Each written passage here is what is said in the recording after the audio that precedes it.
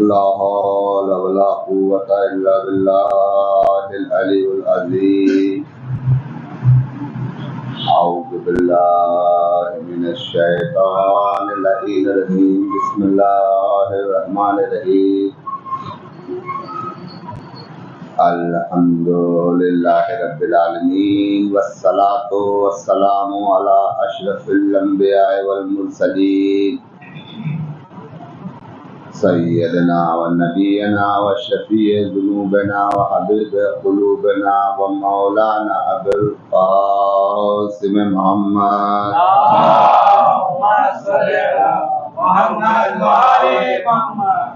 व आलिहि तय्यबीन अत्ताहिरीन अल मासूमीन अल मुंतजबीन अल मज़लूमीन वलानतुल्लाहि अला आदाइहिम अजमईन मिन यौमिना हाज़ा इला यौमिद्दीन।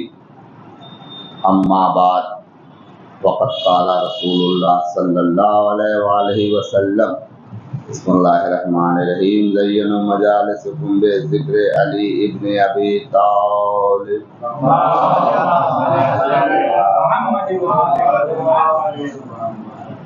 खानदान ज़हरा पर बावाज़े बुलंद सल्लल्लाहु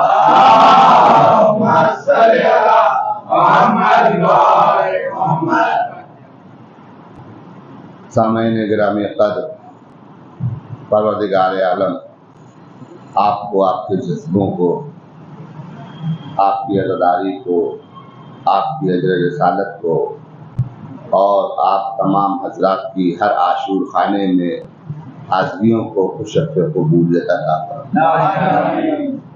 परवरदिगार आलम तमाम मुहिबान बैत अलैहिस्सलाम को कोई भी रंज व गम में मुब्तला न करे सिवाय गम अहले बैत।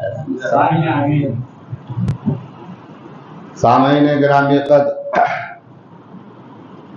पैगम्बर इस्लाम ने इरशाद फरमाया कि ज़ीनत दो अपनी मजलिसों को ज़िक्र अली से कि अली का ज़िक्र इबादत। इससे कब्ल मजलिस में आपने जनाबे यूसुफ अलैहिस्सलाम के सिलसिले में उन बातों को समाअत फरमाया और जनाबे यूसुफ के हुस्न के बारे में मैंने आपसे अर्ज किया था कि जनाबे यूसुफ को अल्लाह ने वो सिफत दी थी जो किसी नबी के पास सिफत नहीं थी। जनाबे यूसुफ बहुत हसीन, बहुत जमील थे, बड़े खूबसूरत थे। जनाबे याकूब के फर्जंद थे। जनाबे याकूब के 12 फर्जंद थे, जिसमें से 11 काफिर निकल गए और एक मासूम निकला। उनके भाइयों ने उन्हें कुएं में डाल दिया और अपने वालिद से कहा कि उनको भेड़िए ने खा लिया और खून भरी शर्ट ले जा करके, कुर्ता ले जा करके जनाबे याकूब को दे दिया और जनाबे याकूब अपने बेटे जनाबे यूसुफ के फिराक में इतना रोए कि आंखों की बीनाई चली गई। वहां से काफिला गुजरा और गुजरने के बाद जनाबे यूसुफ को बाजार मिस्र में लाया गया, उनको फरोख्त किया गया। बादशाह मिस्र ने जनाबे यूसुफ को खरीदा। अब जो जुलेखा थी, जुलेखा जनाबे यूसुफ को बहुत पसंद करती थी। जनाबे यूसुफ बड़े कमसिन थे और जुलेखा ओवर एज। तो मोहब्बत का तकाजा ये होता है कि मोहब्बत सिनो साल को नहीं देखती। अगर किसी को किसी से मोहब्बत हो जाए तो उसमें सिनो साल का कोई फर्क नहीं होता। और जब ख्वातीनों ने ताना देना शुरू कर दिया, औरतों की एक खसलत होती है, क्योंकि अल्लाह ने औरत को नाक़िसुल अक्ल पैदा किया है, नाक़िसुल इबादा पैदा किया है। औरत एक ऐसी जात होती है सामईन गिरामी तक कि औरत कम इबादत करने वाली और अक्ल से कम होती है, मगर एक खसलत ये है कि औरतों में कि ये ताना बहुत जल्दी देती है। औरतें ताना बहुत, जब जुलेखा को देखा तो जुलेखा दीवानी हो गई है, जनाबे यूसुफ को लेकर के दीवानी हो गई है। तो ताना ये दिया कि आखिर ऐसी क्या बात है यूसुफ पे जो तुम उसके इश्क में दीवानी हो गई। तो जुलेखा का जवाब सुने, कहा ठीक है तुम्हारा ताना देना सही है। लोगों ने यहां तक कहा उससे कि कहां तुम और कहां यूसुफ, तुम अपनी उम्र का ख्याल रखो और यूसुफ को देखो वो कमसिन है और तुम उसके हुस्न के नगमे पढ़ती हो, तराने पढ़ती हो। आखिर ऐसी क्या वजह है कि तुम उसकी दीवानी हो गई हो। तो जुलेखा कहती है कि कभी वक्त मिला तो मैं ये तुम पर साबित करूंगी कि यूसुफ कितने खूबसूरत है। और एक वक्त आ गया, एक दुरूद भेजे मोहम्मद वाले मोहम्मद, बाबा से बलान सलवार मोहम्मद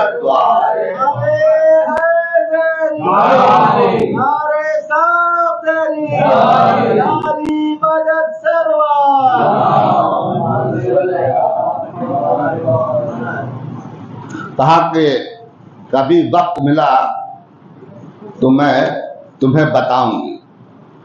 और एक वक्त मिला, उसने तमाम ख्वातीनों को मधु किया, तमाम औरतों को मधु किया। और मधु करने के बाद जनाबे यूसुफ के चेहरे पर नकाब डाल दी और तमाम ख्वातीनों को भी बुलाया। यूसुफ को पोशीदा रखा, जाहिर नहीं किया। जनाबे यूसुफ के हुस्न का आलम देखे तमाम ख्वातीनों को ये हुक्म दिया कि हम तुमको एक एक नींबू और एक छुरी देते हैं, एक एक नींबू और एक छुरी देते हैं। जब मैं यूसुफ के चेहरे से नकाब हटाऊंगी तो तुम पर ये जरूरी है कि देखने के बाद तुम सब अपने अपने हाथों पर ये नींबू को तराशना, काटना। ठीक है, तमाम ख्वातीनों को जमा कर लिया, जनाबे यूसुफ के चेहरे पर नकाब डाल दी और एक नींबू और एक छुरी दी। और जिस वक्त जनाबे यूसुफ के चेहरे से नकाब हटाई गई, तवज्जो चाहता हूं, नकाब हटाया गया, औरतों ने जनाबे यूसुफ के हुस्न को देखा, खूबसूरती को देखा, ताबे जब्त बाकी न रहा। औरतों ने अपने अपने हाथों पर नींबू तो तराशा। रवायत कहती है, राइटर कहता है कि नींबू तराश भी दिया और साथ में अपनी अपनी उंगलियां भी तराश बैठी।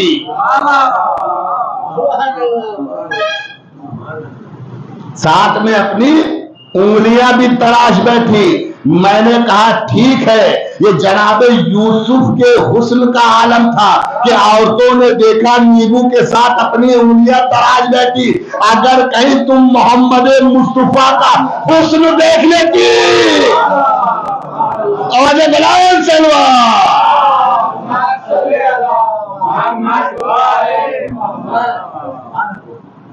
अगर कहीं फखरे यूसुफ का हुस्न देख लेती, खातिमुन नबीन का हुस्न देख लेती। आप देखिए अजीजान मोहतरम, अल्लाह जिसे सिफत देता है तो वो सिफत दुनिया वाले मिलकर के भी मिटा नहीं सकते। और जो अल्लाह का बनाया हुआ हो, ये जुमला जहन में रहे, जो अल्लाह का बनाया हुआ होता है अजीजान मोहतरम, उस जमीन पर भी बैठ करके बाइज्जत होता है। दुनिया का बनाया हुआ इंसान अगर चुन करके मिंबर पे भी बिठाना चाहे तो वो बेइज्जत होता है। मैंने तो पूरा जुमला कह दिया, सलाम दे मोहम्मद वाले मोहम्मद।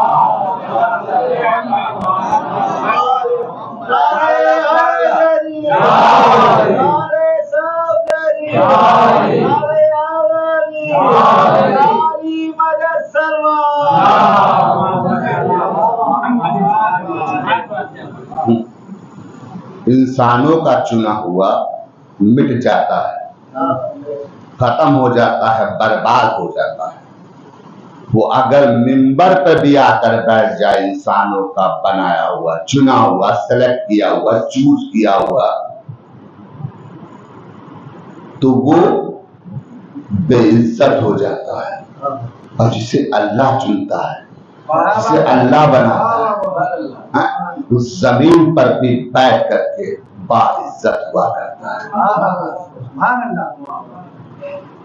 इशारा मैंने कर दिया और माशाअल्लाह समझदार मजमा है।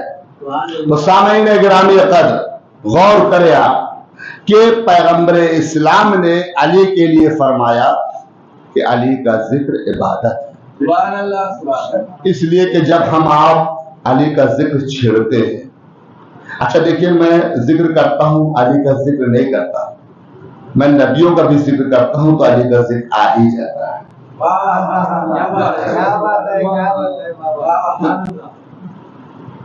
किरदार देखें आप अजीजान मोहतरम, और हर नबी को अल्लाह ने सिफत दी थी और उस सिफत में हर नबी माहिर था। और अली जो है तमाम नबियों की सिफतों को अगर जमा भी कर दिया जाए और एक मरकज पे लाके जमा कर दे, तो जिस मरकज पे आकर सिफतें जमा होती उस मरकज का नाम अली है।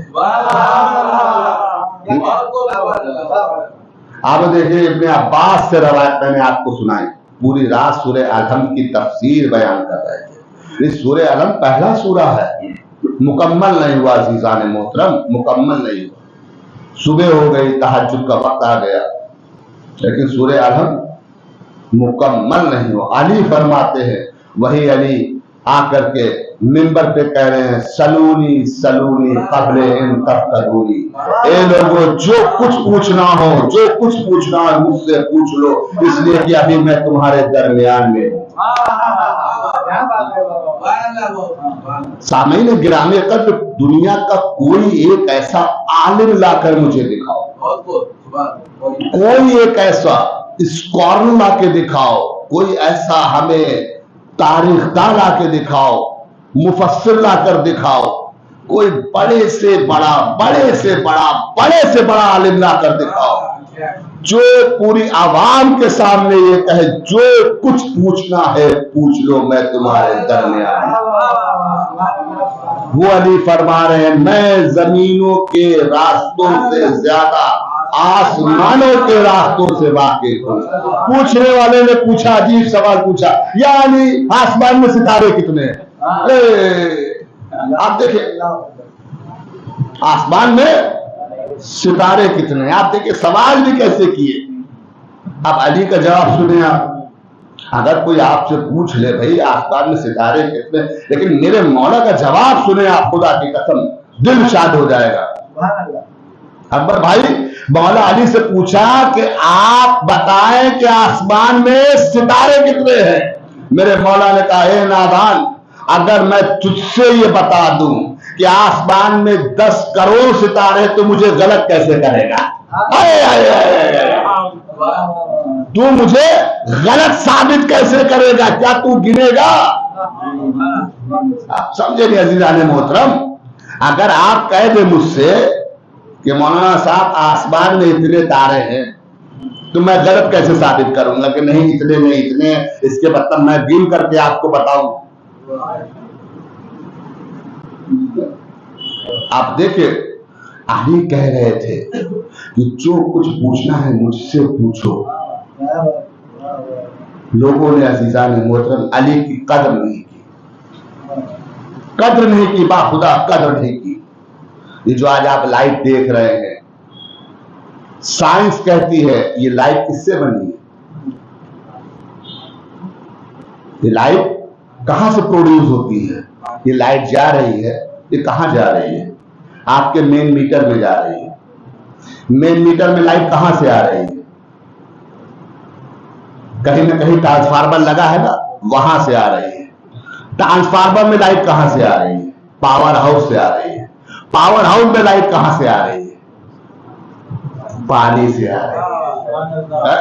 और मौला कायनात का नहजुल बलागा का पहला खुतबा उठाकर देख लो।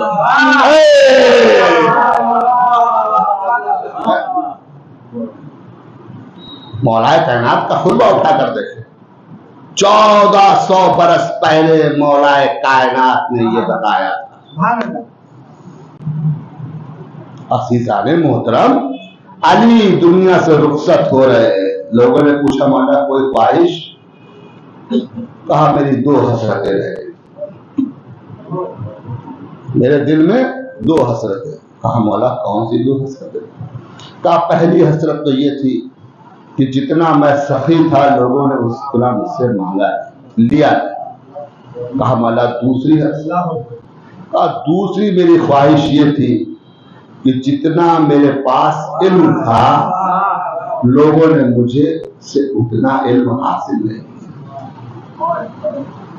आप सोचिए, ये हसरत है अली की कि जितना मेरे पास इल्म था।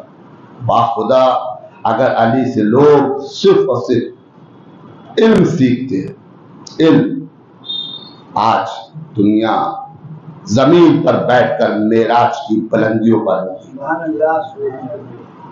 जमीन पर बैठकर मेराज की बुलंदियों पर। लेकिन अफसोस ये होता है कि लोगों ने अली को समझा नहीं। चूंकि अली बादशाह ने पूरी जिंदगी तौहीद के तहफ्फुज़ में सर्फ की। और आप गौर फरमाए, अली ने कभी भी जो भी अमल किया सिर्फ और सिर्फ अल्लाह की खुशी के लिए किया।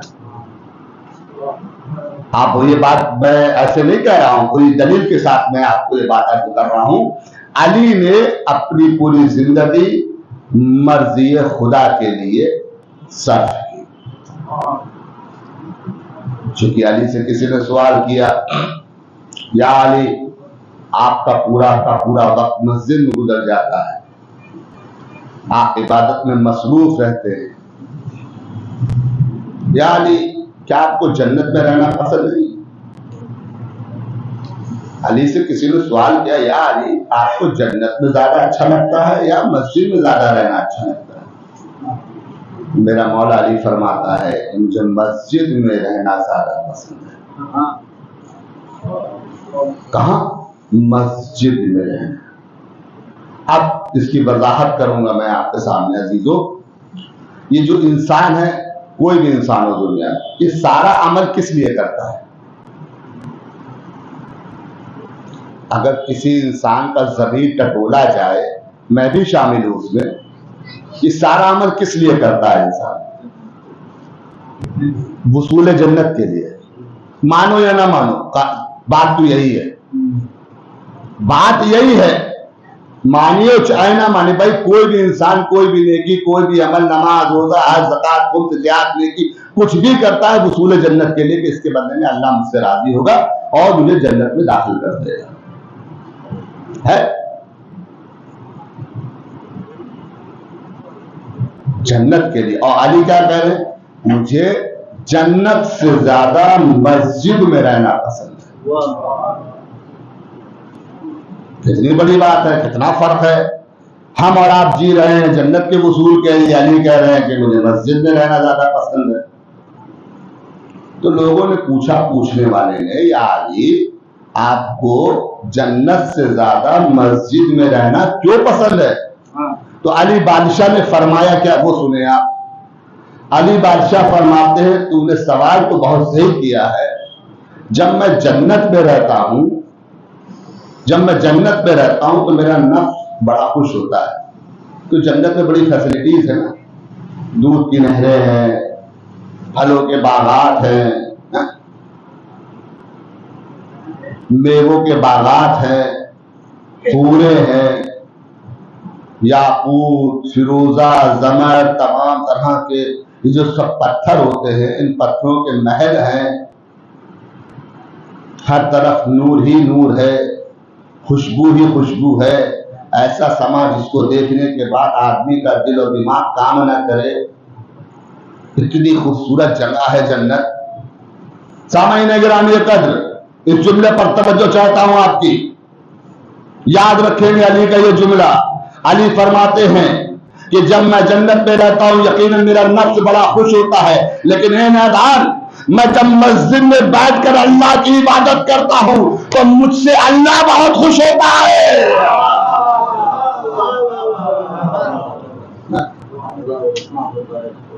मुझसे अल्लाह बहुत खुश होता है। तो जो कुछ भी मैं करता हूं खुशनुदी खुदा के लिए करता हूं। अल्लाह को राजी करना है, अल्लाह को राजी करना है। ये मसाइब के जुमले नहीं, इमाम हुसैन ने शब आशूर जन्नत बांटी है अपने सहाबियों को। बांटी या नहीं बांटी बता मुझे? बांटी है। लेकिन सहाबियों ने क्या कहा था? हुसैन मुझे जन्नत नहीं चाहिए। अरे जन्नत तो तेरे कदमों में रहने का नाम है। सहाबी कह रहे जन्नत तो तेरे कदमों में रहने का नाम जन्नत है। तो राजी किसे करना है? हमें अल्लाह को राजी करना है। और अल्लाह राजी कैसे होता है? हमारा और आपका अमल क्या होता है अज़ीज़ान मोहतरम? हमारा और आपका अमल ये रहता है कि हम दुनिया वालों को राजी करने में लगे रहते हैं। ये हकीकत है या नहीं? दुनिया वालों को राजी करने में लगे रहते हैं। उसकी दलील भी है मेरे पास। और दुनिया वालों को राजी कैसे करते हैं? हम सब का तरीका ये होता है कि हम दुनिया वालों को राजी करने में लगे रहते हैं कि फला इंसान मुझसे खुश रहे, वो मेरी बात पर अमल करे। और उसको राजी करने के लिए इंसान न जाने कितना पैसा खर्च कर देता है। दावत का एहतमाम भी करेगा, घर के पर्दे भी बदल देगा, टाइल्स भी लगवा लेगा, मार्बल भी लगवा लेगा, शीशम के दरवाजे भी लगवा लेगा, लाइट भी अच्छी लगवा लेगा। क्यों? सामने आने वाला इंसान राजी हो जाए, खुश हो जाए कि हम किसके घर में दाखिल हो रहे हैं। गलत तो नहीं बोल रहा हूं? राजी करना, अभी कोई बड़े से बड़ा अधिकारी आ जाए, आप उसको राजी करने के लिए क्या करेंगे? चलिए आप मुझे बताएं। घर की पेंटिंग करवा लिए, अधिकारी आ रहा है, बहुत बड़ा अधिकारी है, उसके साथ आप सेल्फी भी लेंगे 4 लोग को दिखाने के लिए, भाई देखिए मेरी फोटो है बड़ा अधिकारी के साथ। है या नहीं? हकीकत है या नहीं? राजी तो कर रहे हैं आप, उसको राजी करने के लिए पैसा भी खर्च कर रहे हैं, वक्त भी दे रहे हैं, मशक्कत भी कर रहे हैं, स्ट्रगल भी कर रहे हैं। और अल्लाह क्या कहता है?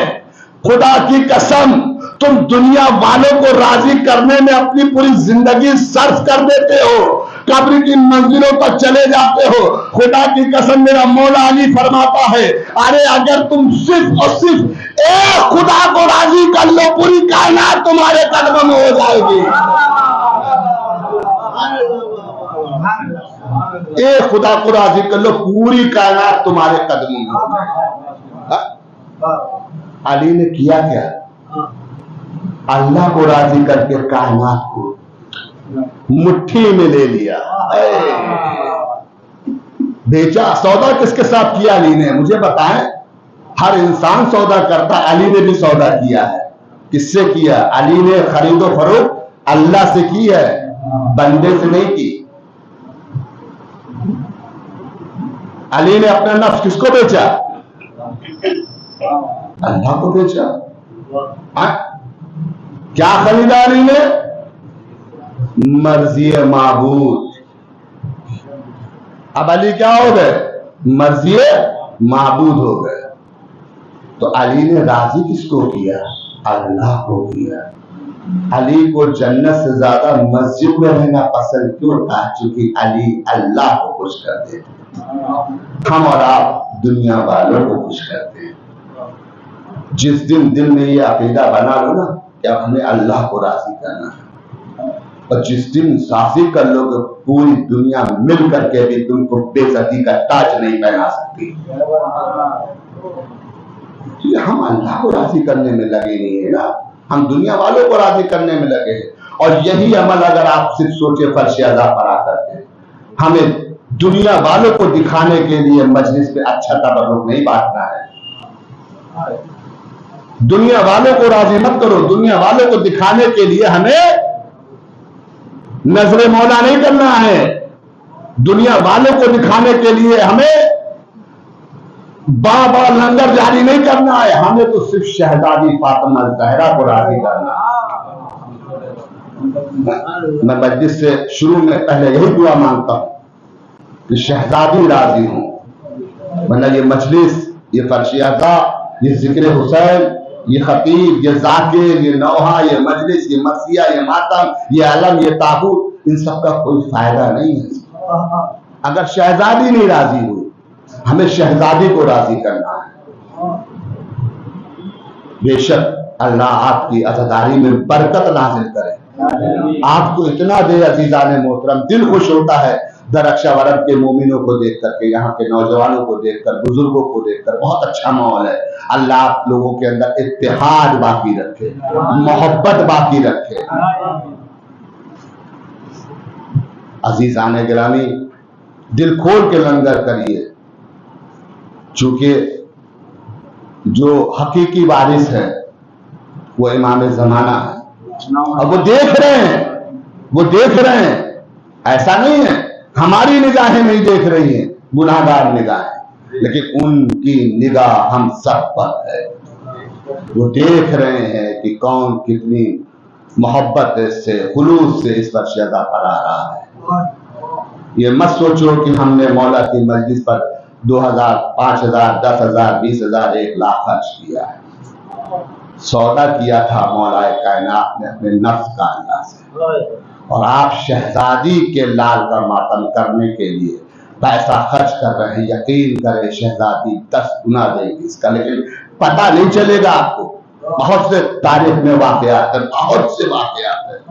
लोगों ने अपनी औलादों तक को बेच दिया है इसी अज़ादारी के लिए, अपने घरों को बेच दिया इसी अज़ादारी के लिए। पूरी किताबें भरी हुई हैं वाकयात से।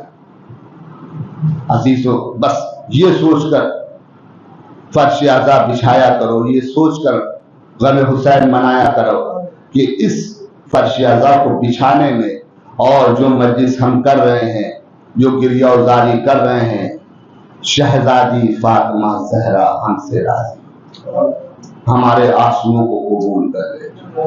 मक्खी के पर के बराबर भी, आठवें इमाम फरमाते मक्खी के पर के बराबर भी, पर के बराबर अगर गम हुसैन ने तुम्हारी आंख से आंसू लिया, हकीकी आंसू, हकीकी, जिंदगी भर के सारे गुनाह।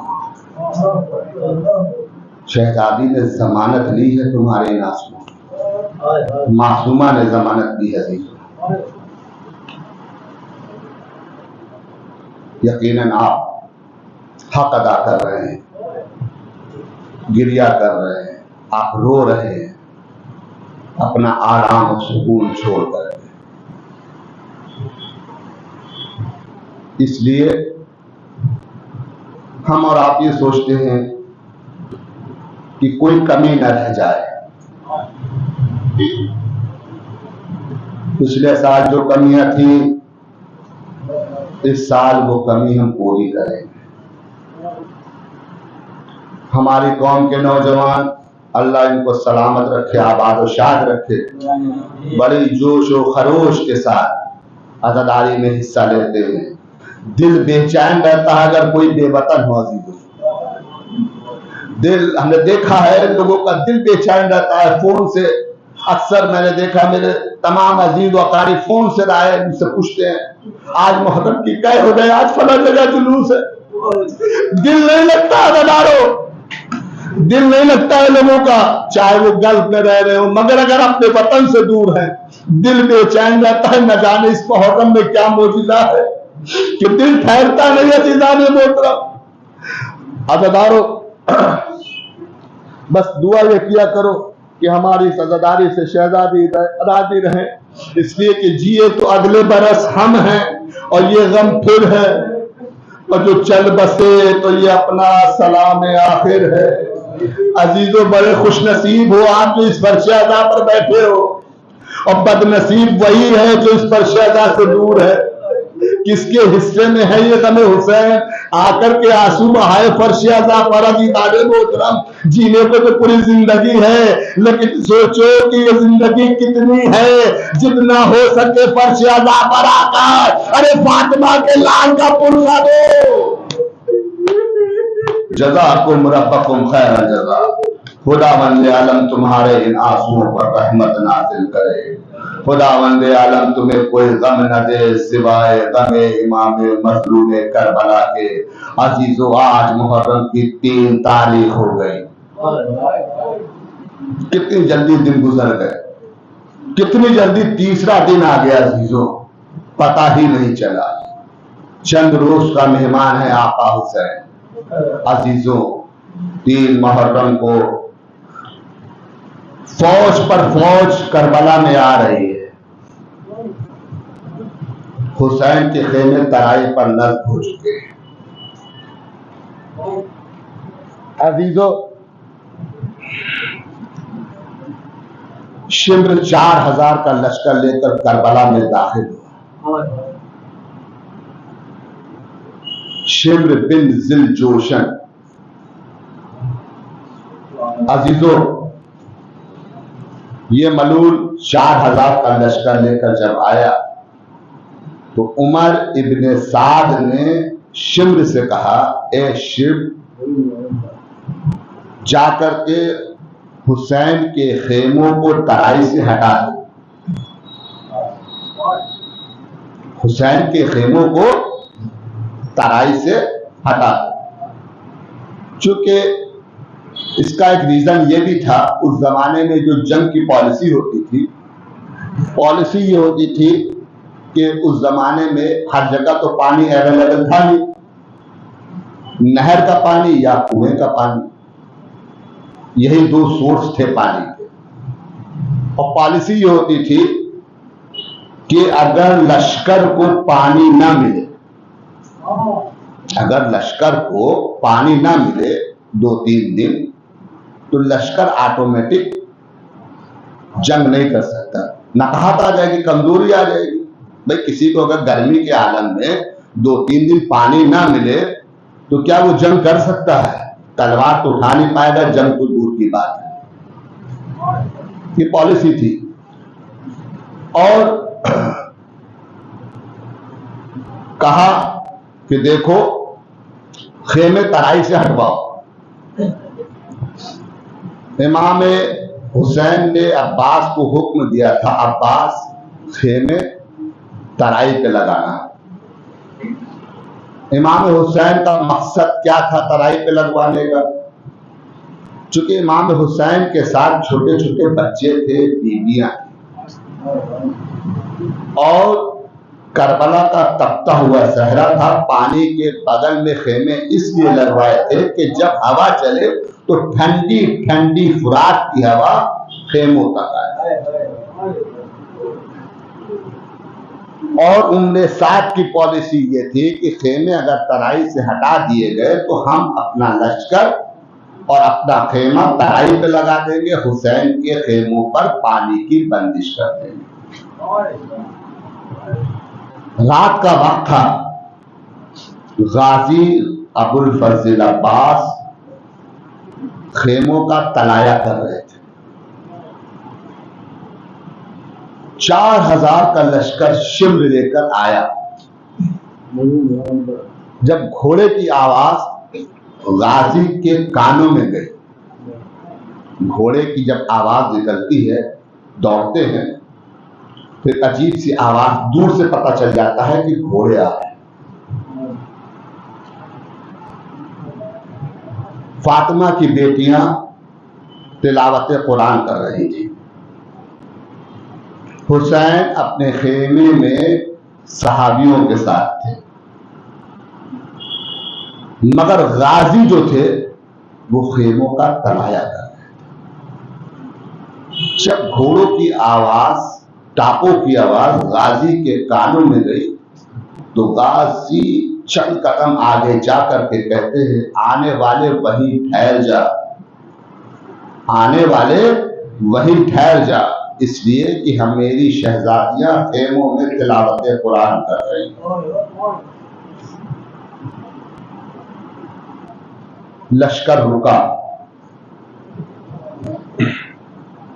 और रुकने के बाद एक मर्तबा शिम्र कहता है कि ए अब्बास, तुम रिश्ते में हम तुम्हारे मामू लगते हैं। वो रिश्ता कैसा? कोई ब्लड रिलेशन नहीं था। रिश्ते से मुराद ये था कि जनाब अब्बास की जो माँ थी, जनाब उम्मुल बनी, वो कलाबिया खानदान से थी। शिम्र भी उसी कबीले से था, तो कबीले की मुनासिबत से मामू हुआ। तो उसने उस पहलू पर वार किया अब्बास के कि शायद नफ्सियाती बात कि रिश्ते में हम मामू लगते हैं। कहा आगे बताओ। कहा कि हम तुम्हारे लिए अमान नामा लेकर आए। शिम्र कहता है हम तुम्हारे लिए आमान नामा लेकर आए। उस जमाने में आमान नामे की बड़ी वैल्यू होती थी कि आमान दे दी कि तुम्हें कत्ल नहीं किया जाएगा, तुम्हें छोड़ दिया जाएगा और तुम्हें एक ओहदा भी दिया जाएगा। तो कहा ये कैसा अमाननामा है? कहा ये यजीद ने, मैंने यजीद से अमाननामा लिया है तुम्हारे लिए। कहा तो? कहा हुसैन के लश्कर को छोड़ करके मेरी तरफ चले आओ। इतना कहना था कि गाजी के चढ़ान आ गया। शिम्र, वाय हो तुझ पर, तू मेरे लिए अमाननामा लाया है और मेरे आका हुसैन के लिए अमाननामा ले लाया। अल्लाह अकबर। जब देखा कि अब्बास बिफर गए, गुस्से में आ गए, जलाल में आ गए, शिम्र कहता है कि खेमे तराई से हटा दो। उम्र साथ का हुक्म है खेमे तराई से हटा लो। इतना कहना था कि गाजी के जलाल आ गया, तलवार को म्यान से बाहर निकाला और गाजी ने एक जुमला कहा, खत खींच के एक लकीर खींची और एक जुमला कहा कि किसकी मजाल है जो मेरी जिंदगी में आका हुसैन के खेमे तराई से हटा रहे। अगर किसी ने इस खत को पार कर लिया, उसका सर उसके तन पर रह गया, मुझे अब्बास न कहना। अल्लाह अकबर। इतना कहना था कि पिन ड्रॉप साइलेंस, एक सुकूत तारी हो गया, एक सुकूत तारी हो गया। जो जहां था वो वैसे ही था, घोड़े तक वैसे ही थे। मैं सवारों की बात नहीं कर रहा हूं, जानवरों की, कि जानवर जान गए थे कि ये अली का शेर है, ये अली का शेर है। आप सोचिए, 4000 के लश्कर को अपनी आंखों पर जो टिका ले उसे अब्बास कहते हैं। सिर्फ आंखों पर टिकाया था अब्बास ने, आंखों पर।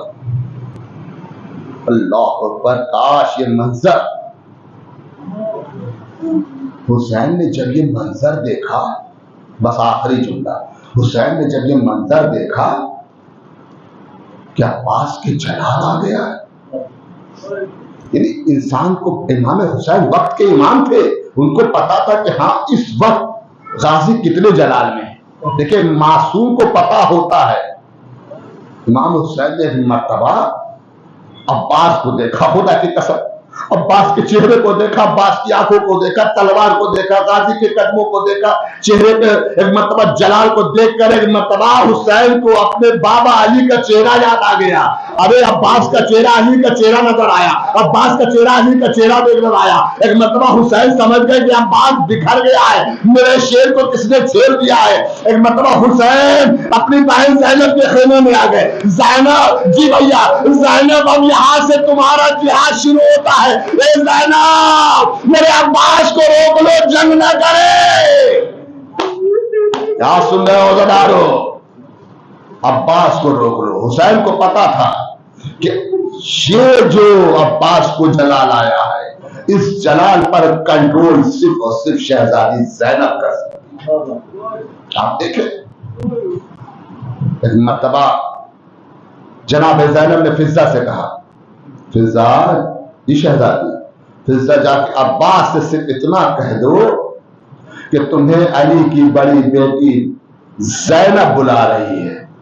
अगर तुम जल्दी खेमे में ना आए तो ज़ैनब खेमे के दर पर आ जाएगी।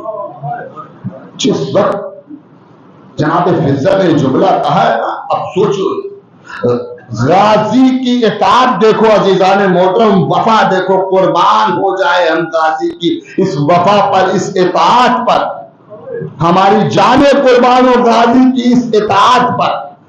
जिस गाजी के सामने 4000 का लश्कर खड़ा हो, गाजी ने चैलेंज कर रखा हो, किसकी मजाल है जो मेरी जिंदगी में हुसैन के खेमे को तराई से हटा दे। वो गाजी ने जब ये सुना कि शहजादी बुला रही है, गाजी ने एक मर्तबा उठे हुए सर को झुका लिया, और झुकाने के बाद गाजी ने एक मर्तबा सर झुकाए झुकाए एक मर्तबा शहजादी ज़ैनब के खेमे में आकर के कहते हैं, शहजादी गुलाम हाजिर है। हुसैन ने जो ये कहा, देखा ना कि गाजी अब शहजादी ज़ैनब के खेमे में आ गए। एक मर्तबा हुसैन ने ठंडी आह ली, ठंडी आह ली, ठंडी आह ली। एक मर्तबा शहजादी ज़ैनब ने अब्बास से कहा, अब्बास, जी शहजादी, अब्बास, जंग न करना, खेमे तराई से हटा लो।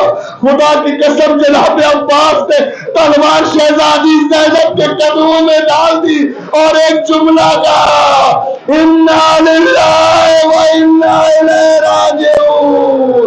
शहजादी, मेरी क्या मजाल, अगर आए अब्बा, अरे जाने कुर्बान हो, कितना अरमान था ज़ैनब को अब्बास पर। यही अब्बास जब 10 मुहर्रम को पानी लेने गए हैं तो ज़ैनब ने तमाम बीवियों को जमा किया, ए बीवियों, अली की बेटी को माफ कर देना, मैंने जो तुमसे वादा किया था तुम्हारी चादर का, वो वादा ज़ैनब वापस ले रही है, इसलिए कि मेरा अब्बास जा रहा है।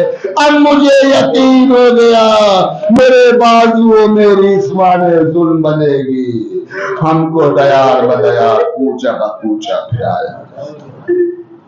बस या मुल्लसीन सलाम अयमन मईन फलेहून बारह तुझे वास्ते।